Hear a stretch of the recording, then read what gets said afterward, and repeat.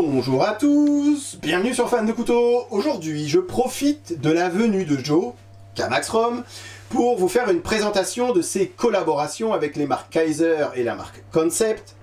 Vous avez vu déjà, il y a quelques vidéos, on avait fait ensemble, et c'est surtout lui qui avait bossé sur le petit kit Eurotechnie de couteaux à fabriquer soi-même. Et donc je me suis dit que ça serait intéressant pour vous comme pour moi de lui poser des questions. Qu'est-ce qui l'a amené à collaborer avec ces marques-là, et quel est le process pour collaborer avec des marques. Donc, déjà, bonjour. Excuse-moi, mais ça fait déjà toute l'après-midi qu'on est ensemble. Bonjour à tous. Bonjour. Tu avais commencé ta première collaboration avec Fox, si je me souviens bien. Oui. Un couteau que j'avais présenté sur la chaîne. Donc, qu'est-ce que tu voulais faire? Donc ça, c'était vraiment ta première collab en couteau pliant. Oui, cette collaboration avait pour but de fabriquer un couteau pour l'extérieur, pour le bushcraft ou l'outdoor. La deuxième collaboration qui a eu lieu chez Kaiser, qui est ici, le Pélican Mini Outdoor, ou Pélican Mini, est une version de couteau EDC, mais plus à vocation gentleman. Donc on reste sur quelque chose de léger, un couteau en full titane avec un roulement à billes, de façon à ce que ce soit très souple à l'ouverture et à la fermeture. Une détente légère pour une ouverture très facile. C'est vrai. Voilà. Et pourquoi Kaiser? Pourquoi au début Fox? Pourquoi après Kaiser? Et pourquoi pas continuer avec Fox? Parce qu'effectivement, il y a trois identités. Celle qui est chez Fox, c'est plutôt un couteau outdoor. Chez Kaiser, plutôt un couteau gentleman. Et chez Concept, une idée de couteau EDC très compact. Donc, trois formes bien précises et qui ne sont pas juxtaposables. Chacun a sa propre utilité et sa propre destination. Et comment tu veux... Moi, ce qui m'intéressait, on en a déjà parlé, mais quel est le processus pour collaborer avec Kaiser, par exemple? Tu leur écris un mail, tu leur dis je souhaiterais faire une collab avec vous. Alors, pour faire une collaboration, il faut déjà avoir un design de couteau abouti, ce qu'on appelle une vue 3 dimensions correcte. Oui, c'est ça, sur ordinateur. Sur ordinateur. Oui, c'est ça. Si possible, un proto qui est déjà fait, de façon à pouvoir être certain de ses dimensions, des épaisseurs et de chaque pièce pour que le rendu final soit correct. Ensuite, on travaille avec le bureau recherche et développement de ces marques-là pour aboutir le produit et coller la fabrication de notre couteau à l'utilisation qu'ils ont de leur machine et de leur fraiseuse. Ouais. Parce que tout n'est pas possible. Tout n'est pas possible, oui, il y a des contraintes. Des contraintes de prix, de nombre d'étapes de fabrication. Oui, c'est ce que tu disais, chaque étape va rajouter du prix au final, donc il faut savoir à combien tu veux vendre ton couteau. Voilà. Pour connaître finalement le nombre d'étapes. Donc une vraie étude de marché sur le couteau, sur qu'est-ce que les gens recherchent et qu'est-ce qu'il est possible de faire dans le meilleur rapport qualité-prix. D'accord. Et pour ça aujourd'hui, la Chine, ce sont les meilleurs fabricants du monde. Ah oui. Ils le prouvent bien et la preuve, ils sont là quoi. C'est ça. Je l'ai souvent dit. et du coup, une fois qu'ils sont d'accord, qu'ils ont accepté le design, ils font un prototype. Oui. C'est ça, qui t'envoie. Tout à fait. Bon, moi, c'est mon process. Je le fais comme ça. Je leur demande de m'envoyer un prototype que je teste moi-même. Je redémonte, je revérifie chaque pièce, chaque montage et chaque fabrication pour apporter les modifications éventuelles ou pas. Tout dépend. Il y a des choses qui sont modifiées, comme sur justement ce modèle-là. Au début, les plaquettes étaient pleines et lisses. D'accord. Ici, vous avez un décor qui symbolise les ailes du pélican. Elle n'y était pas sur le prototype d'origine. Ok. Ici, ça, tu l'as fait rajouter. On l'a fait rajouter. Mais ça fait une étape de plus. Tout à fait. Okay. Mais on a supprimé d'autres étapes à d'autres endroits. Okay. Et on a supprimé certaines choses. Là, au départ, le thumb stud était très pyramidal. Ici, il a une forme beaucoup plus plate. Il y a moins de travail du coup, donc on peut baisser le coût de fabrication par rapport au thumb stud. Ici, on a fait une étape de plus sur la découpe de la platine pour permettre un accès au frame plus facile. Ce qui n'était pas sur le prototype à l'origine. Ah ok, d'accord. Et sur le prototype aussi, les plaquettes n'étaient pas ajourées. Elles n'étaient pas ajourées. J'ai souvent reproché, vous l'avez vu, les Kaiser, le T1, qui est un couteau que j'adore, mais les plaquettes, c'est un couteau qui fait lourd. Et là, du coup, souvent, le fait de, c'est pas souvent, c'est tout le temps, le fait d'ajourer les platines ou plaquettes titane, c'est vrai que ça enlève du poids et du coup on se retrouve avec un couteau d'une belle taille finalement. Aux alentours de 100 grammes. Mais aux alentours de 100 grammes, donc facilement gentleman, folder, encore une fois. Donc tout ça, oui d'accord. Donc ça c'est sur le proto, t'as vu, et tu leur as demandé de corriger. Exactement.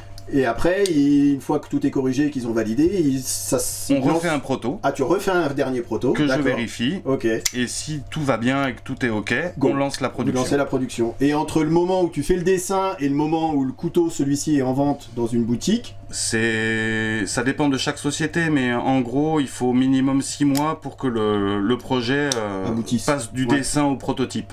Après, tout dépend de la vitesse de fabrication de l'industriel. Après, je sais que chez des grandes marques, je sais que WeKnife, Reat, ils sont à la ramasse au niveau des... Enfin, là, ils ont des délais parce que c'est la peut-être aussi plus petite production sur certaines autres marques, et puis tout dépend comment ils travaillent aussi, quoi. Et le placement produit qu'ils ont, chez Rate par exemple et WeKnives, ils ont un cahier des charges qui est tellement complexe avec un tellement grand nombre de pièces sur chaque couteau que la production, elle prend beaucoup de temps et ça s'en ressent forcément sur le prix aussi. Ça. Parce que là, on est sur des couteaux qui tournent autour de 150 à 200 euros. Ayant déjà fait un couteau bushcraft et un couteau gentleman, j'ai cherché et j'ai regardé ce qui manquait sur le marché. C'était du couteau EDC, très compact.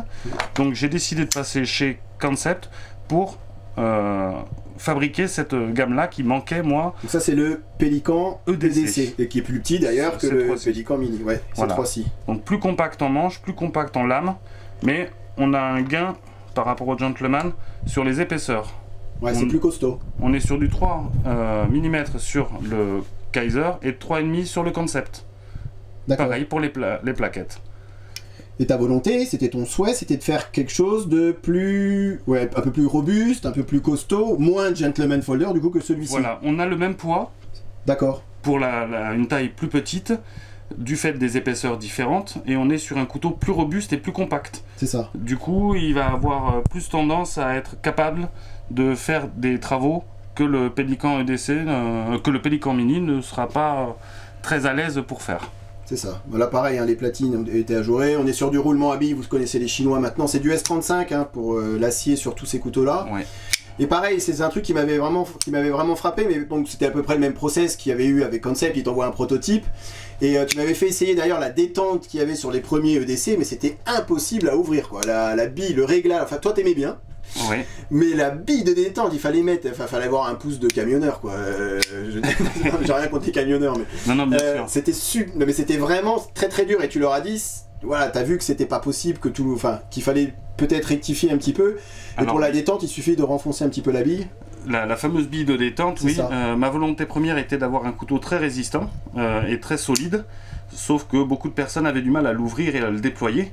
Du coup, on a réglé cette bille de façon à ce qu'elle soit plus faible et moins dure, mais toujours en gardant cet esprit de solidité et de rétention maximum. Ça. Mais elle est plus quand même, la détente est plus forte sur le EDC que sur le Mini quand même. Hein. Là, c'est quand même beaucoup plus souple. Ouais. Et tout ça, c'était réglé avec le prototype. Oui. Comme quoi, il n'y a pas de hasard. Et c'est ça que je voulais, que je voulais vous montrer aussi, c'est que en fait. Alors ici avec Kaiser et Concept, mais j'imagine que c'est pareil sur les autres, mais il n'y a pas de hasard dans la dureté ou la détente, c'est fait exprès. Oui, en sachant qu'avec le temps, la détente aura toujours tendance à devenir de plus en plus fine et de plus en plus souple. Forcément, au début c'est toujours un peu plus dur, et puis à force de l'utiliser, c'est pareil quoi. Toutes les pièces qui bougent les unes par rapport aux autres ont besoin de se caler, de s'user légèrement, même si c'est sur l'ordre d'1 ou 2 microns, mais elles s'usent. Ça va s'user, forcément. Elles seront forcément de plus en plus souples. Et là, il y a deux sortes de lames du coup sur ce Concept Pélican EDC. Ou en lame Tanto, comme ici, ça. Ou en lame Warmcliffe, comme ici. Après, il y a plusieurs versions, il y a 4 versions ici. Oui. Et sur le Pélican Mini, là, il y a une version liner et micarta qui vient de sortir. Qui vient de sortir, tout à fait. Qui permet aussi d'abaisser les coûts. Sur un modèle comme celui-ci, on est à 160. Sur la version micarta, on est à 70 $. Il y a vraiment cette identité visuelle chez Kamaxrom qu'on reconnaît vraiment au premier coup d'œil avec cette... T'appelles ça cette vague? Cette petite vague. Cette petite vague qu'il y a sur le haut de la lame. Ça vient tout simplement de la forme de la main. Hein. Quand on utilise le couteau, on est souvent en retrait comme ceci, où on a besoin des fois d'avoir une pression devant pour des coupes fortes, pour appuyer avec le pouce. Ouais. On peut venir aussi y caler le dos de la main pour faire des coupes en force. D'accord. On peut venir placer l'index pour couper comme si on était à table, ou venir travailler auprès, en glissant les doigts dans cette zone-là. Oui, donc c'est identité visuelle et utile en même temps. C'est l'utilitaire qui a guidé la forme du couteau. C'est ça, d'accord. C'est ça. Et du coup, dans les tuyaux, il y a des nouvelles collaborations qui arrivent, il y a des trucs dont tu peux parler? Oui, je peux parler d'une collaboration qui Il y en a dont tu pourras pas parler, je pense, mais... Voilà. La première qui va arriver, c'était avec une coutellerie française. Donc on garde encore le petit secret, mais c'est pour très très bientôt. D'accord. Voilà, sur un petit couteau d'esprit carlicant accessible en acier carbone. Donc je vous en dis pas plus. Si vous faites vos recherches, vous pourrez peut-être trouver quelques infos par-ci par-là. Et une autre collaboration sur un couteau pliant, dans le même esprit que le Pelican Liner chez Fox, mais là ce sera chez Concept. D'accord, donc tu restes chez Concept pour l'autre collaboration. Oui. Okay. Ce sera sur le modèle du prêt-à-tout, que je viens de sortir il n'y a pas très longtemps. Ce sera la version pliante. Voilà, une petite info. Je vous laisse aller voir dans la barre de description sa page Instagram si vous voulez vraiment voir à quoi ressemble le prêt-à-tout. Donc voilà, nouvelle collab et qui va sortir... D'ici peu, il n'y a pas encore de date. Mais tu vas recevoir le proto là normalement. Le proto a été fabriqué, je l'attends d'ici une semaine à la maison. Corrections éventuelles comme d'habitude. Voilà. Mais voilà, je trouvais que c'était intéressant en tout cas de savoir un peu le processus et comment c'est fait et comment on arrive à un couteau comme ça.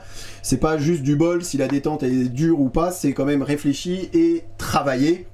Et encore une fois, travailler avec les Chinois, ça va peut-être un petit peu plus vite que travailler avec d'autres marques.